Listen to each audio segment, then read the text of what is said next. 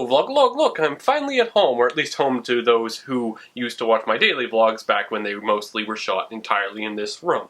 Anyway, Kevin had a lot to talk about. He made a very long video. I will probably try to just respond to a lot of what he said in this video, making it the conversation, a dialogue on a vlog, therefore Vlogalogue. I like the idea of just gonna, I'm responding to Kevin, Victoria will respond to me. I know due to scheduling type things, that probably won't work out very well, and most people, well, some of the time most people will wind up just responding to Kevin anyway because it's easier, but meh, I don't know. I can't dictate what other people are gonna do. So, at least what I'm going to do is that. Alright, anyway, rambling aside, Kevin talked about the fact that our experience of the internet was not necessarily based on our age, but the age that we started actively using the internet based on our availability.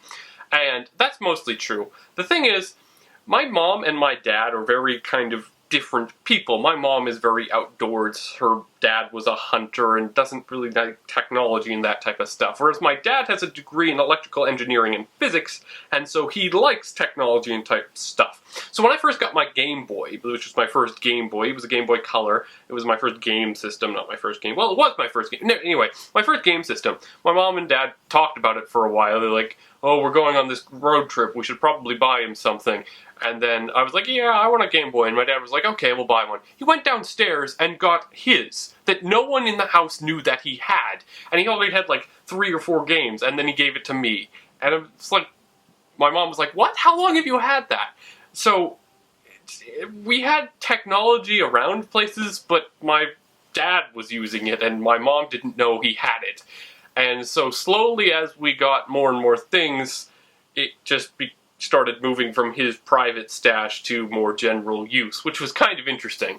So yes, my experience of the internet was rather limited in the beginning until we got real nice broadband, but it wasn't necessarily because of lack of money or lack of not having it. It was just a general parenting philosophy kind of mismatch, and my dad was like, okay, well, I'll just use it in private, and then when we think it's time for the kids to have it, they can use it. Moving to the topic of tablets and younger generations having interesting things, my cousins who are in like 1st and 2nd grade, they also have tablets. They're very close in age, so they were bought together. The thing is, they're $50 tablets that my aunt got on sale at Walmart, and she like asked me, what do you think of these? And I'm like, they'll probably work. They have like a 720 by 640 screen, and they run like Android 2 or something, which obviously is like light years ahead of what ran the Apollo computer programs that landed the human race on the moon, but they're still pretty rubbish by today's standards. The thing is,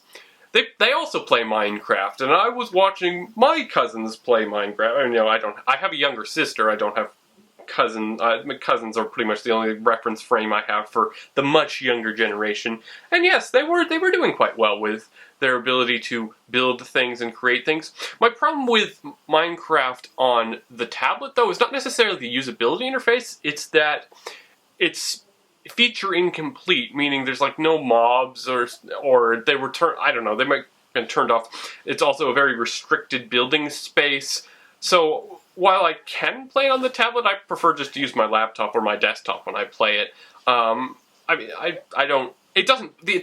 I'm trying to say is the touch interface didn't bother me so much as the fact that you couldn't do everything that you could do on the desktop, and that annoyed me. I don't know, touch interfaces are an interesting thing. I used to think they were like the future, but I think we might need like holograms, the type of thing that Tony Stark uses, for them to truly be 100% all over the place replacement for keyboards and mice and stuff like that. Like, I have a 23-inch touchscreen that I got for Christmas last year, and basically the only thing I do is play Civilization 5 with it.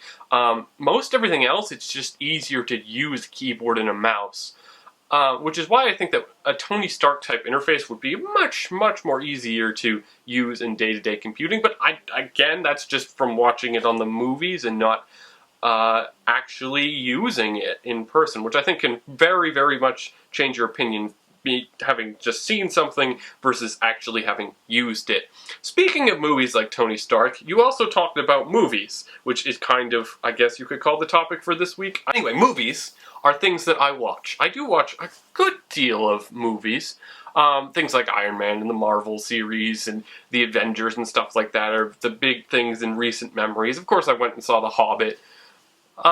I don't really go and see a lot else other than that. It has to really pique my interest, and to do that, it has to involve just a couple of things.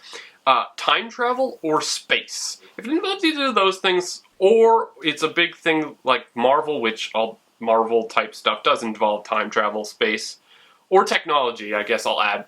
That's why I went and saw Iron Man, because it was technology and it looked really cool. So if it's but technology kind of fits in time travel and space type stuff. It has to be basically a sci-fi type thing.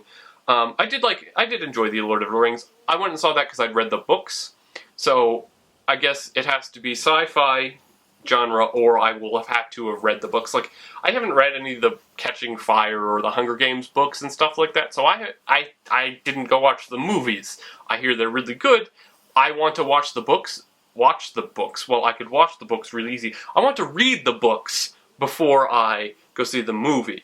And then I'm like, I don't have time, I want to read these other books, and then I just wind up never watching the movie or reading the books, and maybe I'm missing out, but maybe I'm just doing what I want to do instead. The most recent movie that I went to the theater and really thoroughly enjoyed was Looper.